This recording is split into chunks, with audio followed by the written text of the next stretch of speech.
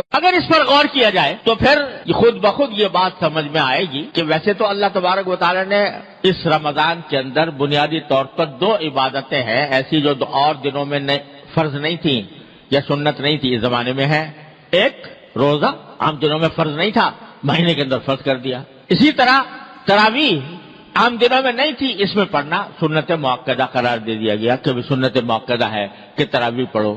بظاہر تو یہ 2 چیزیں ہیں، لیکن اصل مقصود یہ ہے کہ اس مہینے کے اندر ان 2 کاموں کے علاوہ آدمی جتنا ہو سکے اپنے آپ کو دوسرے مشاغل سے فارغ کر کے اللہ تبارک و تعالیٰ کی عبادت کی طرف متوجہ ہو. اور دنوں کے اندر صبح سے شام تک ہم مختلف مشاغل میں مبتلا رہتے ہیں.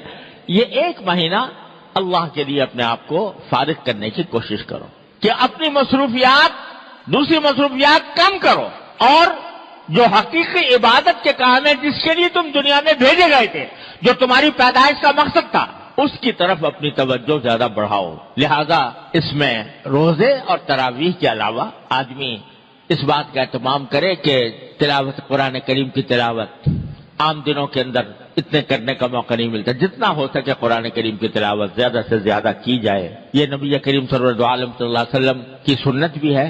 اور جب رمضان کا مہینہ آتا تھا تو حضرت جبریل امین علیہ السلام نبی کریم صلی اللہ علیہ وسلم کے ساتھ قرآن کریم کا دور کیا کرتے کہ ہر رمضان کے مہینے میں کہ جتنا قرآن ایک مرتبہ حضور اقدس صلی اللہ علیہ وسلم پڑھتے، ایک مرتبہ جبریل امین پڑھتے. کیا منظر ہوگا، وہ کیا عالم ہوگا کہ دور کرنے والے حضرت جبریل علیہ السلام اور دور کرنے والے حضور نبی کریم صلی اللہ علیہ وسلم کیا تلاوت ہوتی ہوگی، کیا اس کا منظر ہوگا اور کیا اس کی روحانیت ہوگی. ہر سال یہ ہوتا.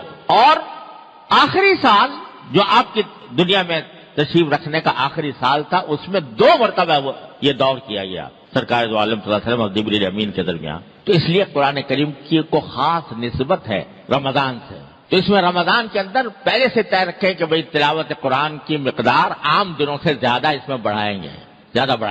اور بھائی تلاوت تو ہے ہی، ساتھ ساتھ اگر اس کے بھی اہتمام کیا جائے کچھ وقت نکال کر، اگر پہلے کبھی موقع نہیں ملا ہے تو قرآن کریم کا ترجمہ، اس کی تفسیر کسی مستند تفسیر کے ذریعے کی مدد سے اس کو پڑھنے کا بھی اہتمام کیا جائے.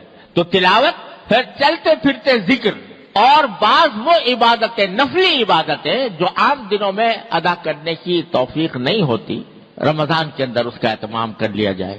مثلا آخر شب میں تہجد پڑھنے کا عام دنوں میں اگر موقع نہیں ملتا، یہ توفیق نہیں ہوتی، تو سحری کے لیے تو انسان اٹھتا ہی ہے، اس سے کچھ پہلے اٹھ جائے اور کچھ رکعتیں تہجد کے پڑھ لے، 8 رکعتیں، 6 پڑھ لے، 8 پڑھ لے. اچھا ہے کہ 8 پڑھ لے.